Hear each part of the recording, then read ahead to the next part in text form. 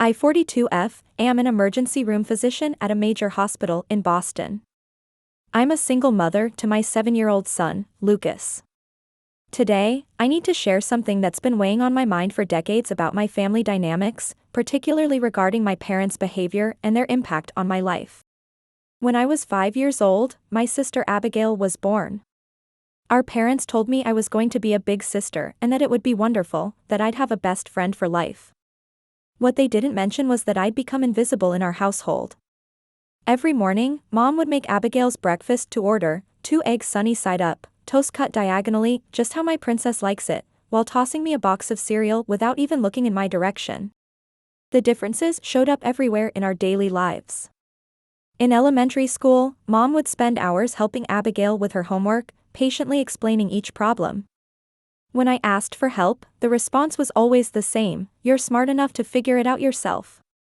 They'd attend every one of Abigail's soccer games, cheering from the sidelines, but somehow always had prior commitments when I had science competitions. When I needed braces, Dad complained about the cost for months. Every dentist appointment was accompanied by sighs and muttered comments about expenses. 2 years later, when Abigail needed them too, suddenly money was no object. They even got her the fancy clear ones I had begged for but was denied. "They're an investment in her confidence," Mom explained to her friends at book club, as if my confidence hadn't mattered. My academic achievements were met with indifference. Straight A's in advanced science courses earned distracted nods, while Abigail's B+ in regular math warranted a celebratory dinner at her favorite restaurant downtown. During parent-teacher conferences, they'd barely listen as my teachers praised my exceptional performance in biology and chemistry. But they'd beam with pride when Abigail's teachers mentioned her participation in class discussions. Birthday parties became a stark reminder of our different status in the family. Mine were simple affairs: supermarket cake and a few friends in the backyard, if I was lucky enough to have a party at all. Abigail's parties were full-blown productions with bounce houses, hired entertainers, custom-made cakes, and elaborate themed decorations. One year, they even hired a professional party planner. I once overheard Mom telling her friend, "Well, Abigail just appreciates these things more. Our older one is too practical." The word stung, but I learned to suppress the pain. The worst part was watching Abigail change from a sweet kid into someone I barely recognized. In our early years, we used to build blanket forts together and make up silly stories about magical adventures. But year after year of being treated like she could do no wrong took its toll. By middle school, she'd become exactly what you'd expect. "Where's my blue sweater?" she would demand, ransacking my closet without permission. "That's mine, Abigail. Mom bought it for my birthday." "Well, I need it for Jessica's party." And inevitably, "Don't be selfish, let your sister borrow it." My belongings became communal property, but heaven forbid I touched anything of hers. I learned to pick my battles, to expect nothing, to find validation elsewhere. School became my sanctuary. While Abigail was being showered with praise for participating in the school play, she had 2 lines: I was winning science fairs and quietly building my escape plan. I joined every academic club possible, volunteered at the local hospital, and spent my summers doing research internships. My guidance counselor became my strongest advocate, helping me apply for scholarships and writing glowing recommendations. The day my Harvard Medical School acceptance letter arrived, full scholarship, I trembled with excitement. Finally, I thought, they'd have to acknowledge my achievements. I waited until dinner, when everyone was present. Instead of celebration, the evening was dominated by Abigail's dramatic retelling of her 7th-grade student council election campaign. "I got a full scholarship to Harvard Medical School," I tried to interject during a rare pause. "That's nice, honey. Abigail, sweetie, tell us more about your campaign posters." Medical school became my refuge. Those first years, I only came home for major holidays, and even then, I'd count the minutes until I could leave. Every visit was the same: Abigail's achievements took center stage while my dean's list standings and prestigious internship offers barely warranted a glance. I threw myself into my studies, excelling in emergency medicine rotations and earning recommendations from top physicians. During my 3rd year, I started my emergency medicine rotation at Massachusetts General Hospital. That's where I met Marcus. He was a medical device sales representative, demonstrating new trauma equipment to the department. Despite my usual caution around relationships, something just clicked between us. He was different from anyone I'd dated before, genuinely interested in my work, supportive of my career goals, and seemingly unthreatened by my ambitions. After graduation, we married in a small ceremony. I landed a position in the ER at Mass General, and life felt perfect. When our son Lucas was born, Marcus seemed every bit the doting father I'd hoped he'd be. We bought a house in a good school district, set up a beautiful nursery, and I thought I'd finally achieved the family life I'd always dreamed of. But something changed after Lucas turned 1. Marcus grew distant, started working late, canceled our date nights. At first, I attributed it to the stresses of new parenthood and my demanding schedule as an ER physician. I tried suggesting couples counseling, date nights, even a vacation, but he always had an excuse. Deep down, I knew something was wrong, but I wasn't prepared for what came next. The confession came on a regular Tuesday evening. I was feeding Lucas in his high chair when Marcus walked in looking like he hadn't slept in days. "I need to tell you something," he said, his voice shaking. "I've met someone else. Her name is Catherine. She's a patient's family member, and I'm in love with her." My world shattered in that moment, but years of emotional suppression had taught me to maintain composure. The divorce was surprisingly civil. Marcus moved to Colorado with Catherine but insisted on paying generous alimony and child support. "I may be a terrible husband," he said during our last meeting, "but I won't be a terrible father." True to his word, he's remained involved in Lucas's life through regular video calls and holiday visits. After the divorce, it was Marcus's family who became my unexpected lifeline. Despite everything that happened with their son, Tom and Betty remained devoted grandparents to Lucas, and their daughter Avery became the aunt my sister never was. Lucas would light up every time we visited their house, running straight to the toy corner they'd set up specially for him.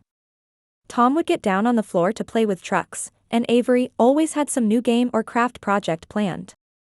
My own parents' house was a different story entirely. I tried visiting them occasionally, hoping they'd want to build a relationship with their only grandchild, but it was painful to watch their indifference. "Don't let him touch that vase," Mom would snap, barely looking up from her magazine. "And make sure he doesn't run around too much, he'll scratch the hardwood floors." Lucas would cling to my leg, sensing the cold atmosphere. The contrast became even more stark when Abigail would show up during our visits. "There's my successful girl." Dad would beam as Abigail breezed in, talking about her new job at some trading company. They'd completely ignore Lucas's attempts to show them his latest drawing, too busy hanging on Abigail's every word about office politics and client meetings. I'll post updates soon about recent events that have made me question everything about my relationship with my parents. It's still fresh, and I need time to process it all. Right now, I'm trying to focus on my son and the family members who have shown us what unconditional love really means. Update 1, thank you all for your supportive comments. I've gathered my thoughts and wanted to share how things developed after the divorce, particularly regarding my career and parents' behavior. After Marcus left, I threw myself into my work at the ER. I started taking on the most challenging cases, the ones other physicians often avoided. There was this particularly difficult case last year, a multiple trauma patient with complicated medical history. 3 other hospitals had transferred him, considering him too high risk. I spent 16 hours stabilizing him, coordinating with various specialists, and he pulled through. That case caught the department head's attention. "Dr. Mitchell," he called me to his office one morning, "I've been watching your performance. How would you feel about leading our new trauma response team?" It meant more responsibility, longer hours, but also a substantial salary increase. I accepted without hesitation. The team's success rate under my leadership exceeded all expectations. We reduced critical response times by 30% and achieved the highest survival rate in the hospital's history. My research papers on emergency trauma protocols were published in leading medical journals. Then came the promotion to senior attending physician, along with a corner office and a salary that made my eyes water. With my new financial stability, I bought a beautiful 3-bedroom apartment in a great school district. Lucas was ecstatic about having his own room. Can I paint the walls blue, Mom? Like the ocean, he asked, his eyes shining. Of course, sweetie. We can do whatever you want. That weekend, Tom and Avery helped us paint, turning it into a family project. Betty brought homemade cookies, and we all ended up with more paint on ourselves than the walls. This is when things started changing with my parents. It began with casual inquiries about my new lifestyle. Mom started calling more frequently, asking about Lucas, suggesting weekend visits. At first, I was cautiously optimistic. Maybe they'd finally want to be real grandparents to Lucas. The first visit seemed promising. Mom actually got down on the floor to play with Lucas's train set, something I'd never seen her do before. Dad brought him a new toy truck. But then the requests started coming. Small at first, the refrigerator is making strange noises. The bathroom needs some repairs. Each time, they'd mention how tight money was, how they couldn't possibly afford it on their own. I agreed to help, remembering all those dance lessons and summer camps they'd paid for Abigail but denied me. Each request was followed by brief periods of increased attention to Lucas. They'd invite us for dinner, ask about his school, seem interested in his life. But it never lasted long. Meanwhile, Lucas was thriving in his new school. His teacher told me he's exceptionally bright, particularly in science. Just like his mom, Avery beamed at the parent-teacher conference she attended with me. My parents were too busy that day. Every Wednesday, Avery picks him up from school and takes him to science club, something she started doing after noticing his interest in my medical books.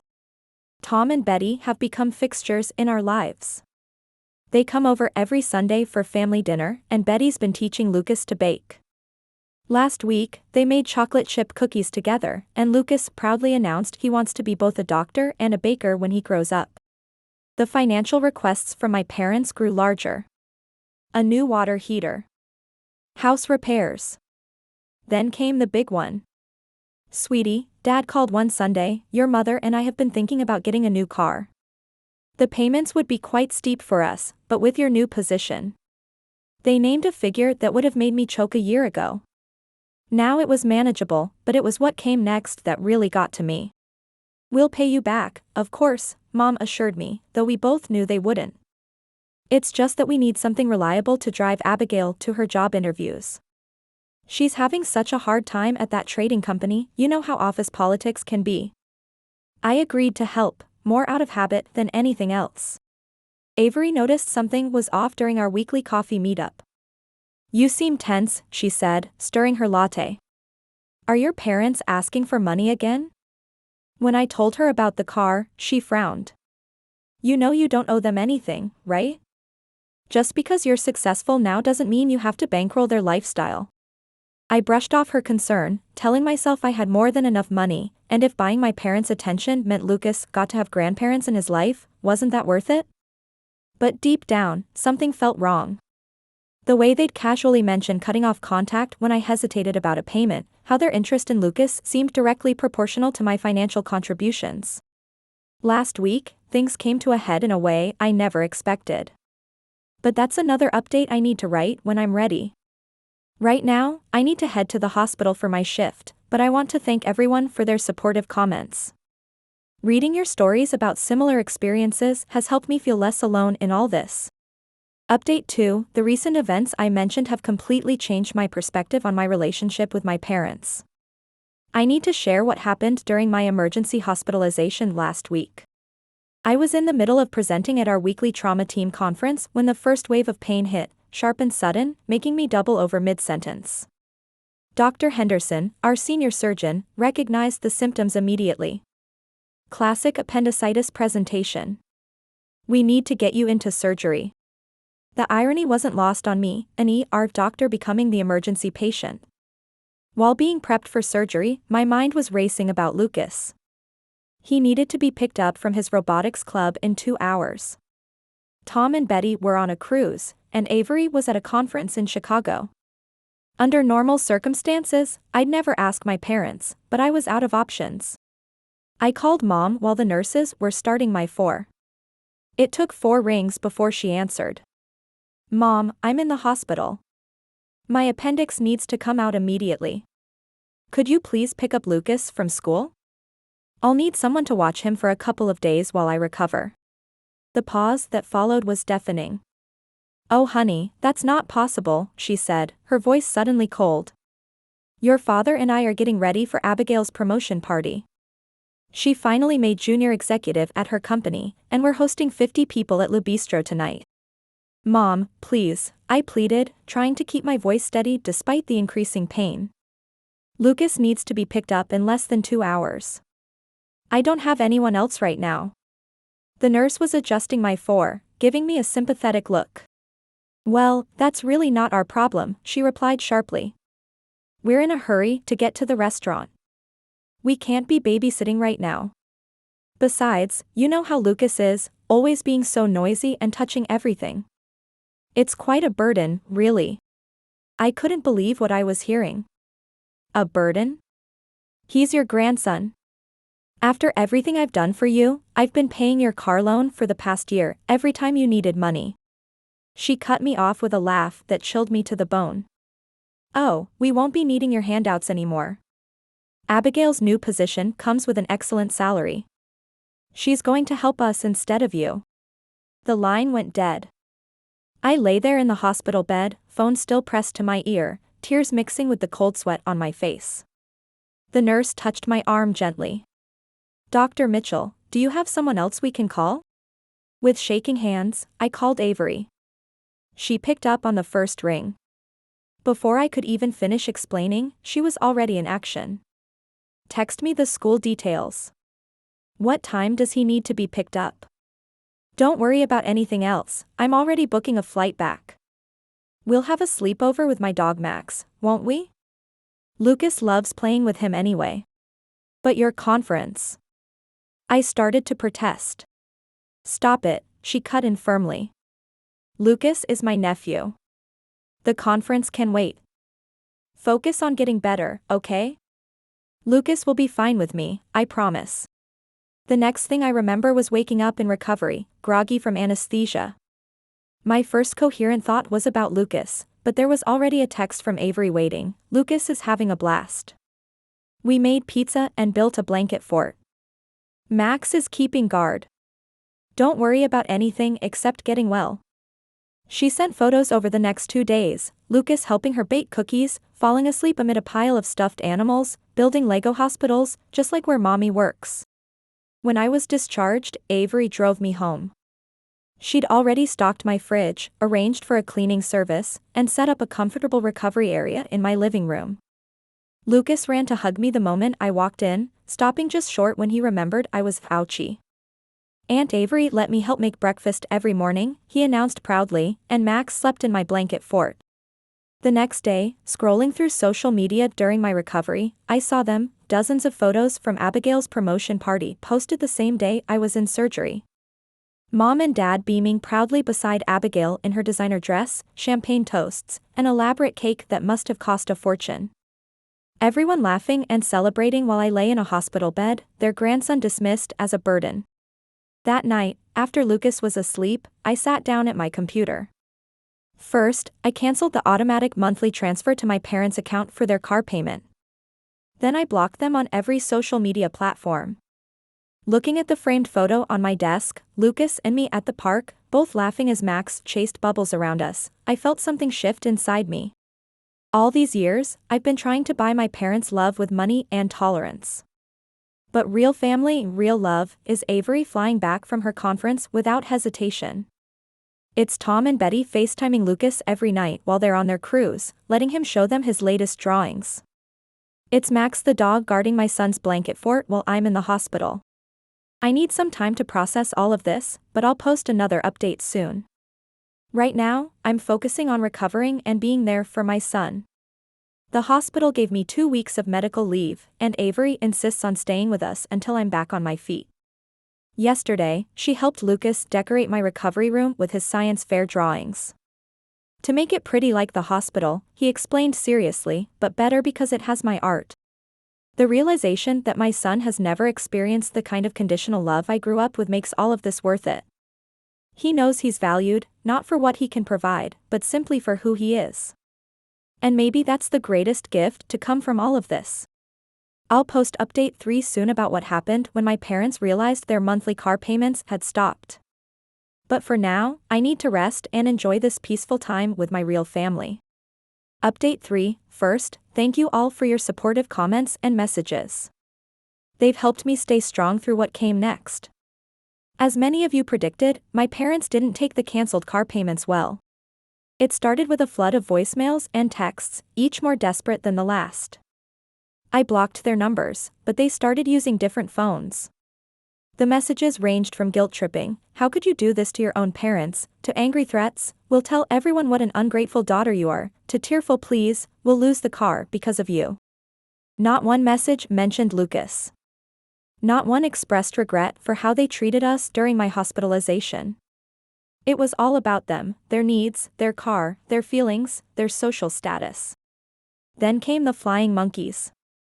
Distant relatives and family friends started calling, telling me how I was breaking my parents' hearts. "They're getting older," my Aunt Susan lectured. "It's your duty as their daughter to help them." I wanted to ask where their sense of duty was when their grandson needed them, but I just blocked those numbers too. The final confrontation came last Sunday. I was sitting in our backyard, watching Lucas and Max play fetch while Avery grilled burgers for lunch.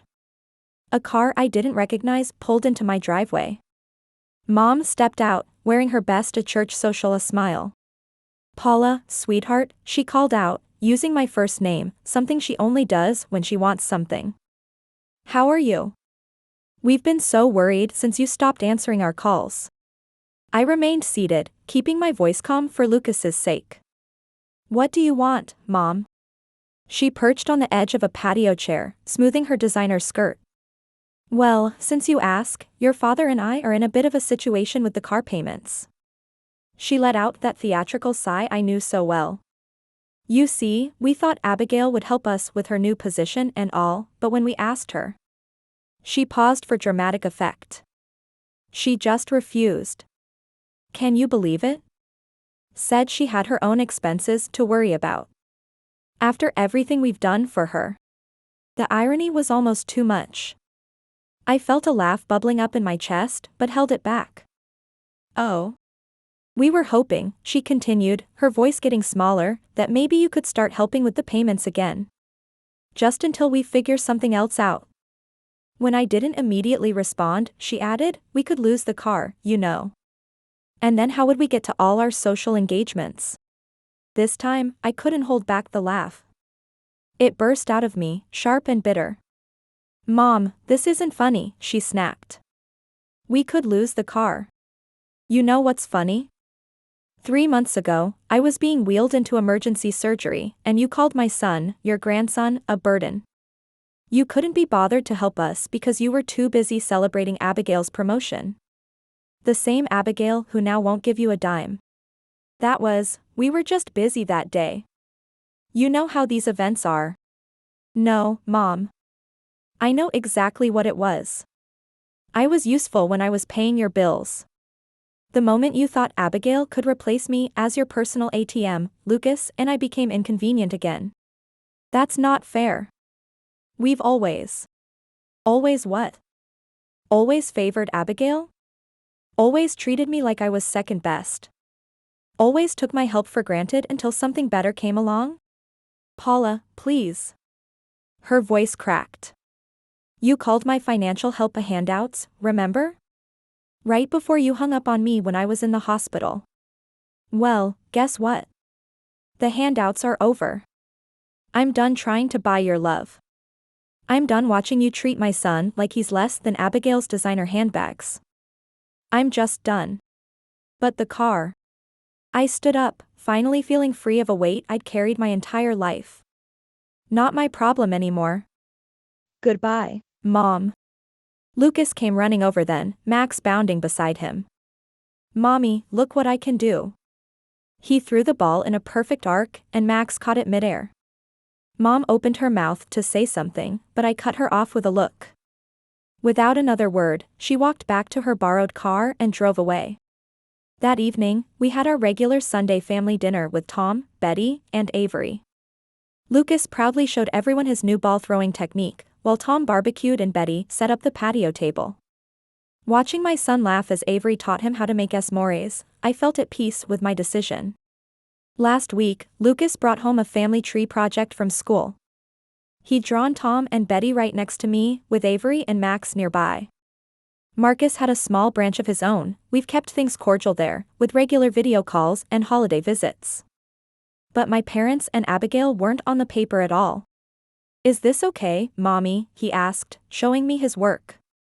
Miss Johnson said family trees usually have more people, but I told her these are the only ones we need. I hung his drawing on the fridge, right next to the photo from his last birthday party, all of us around the cake, genuine smiles on every face. "It's perfect, baby," I told him. "Absolutely perfect. Sometimes the family you're born into isn't the family you're meant to have. Sometimes you have to let go of the people who should have loved you to make room for the people who actually do." It took me 42 years to learn that lesson, but watching Lucas grow up surrounded by real, unconditional love, I'd say it was worth the wait. To everyone who shared their own stories in the comments, thank you. You helped me find the strength to break free from this cycle of conditional love and manipulation. Lucas and I are doing great, surrounded by people who show us what real family means every day.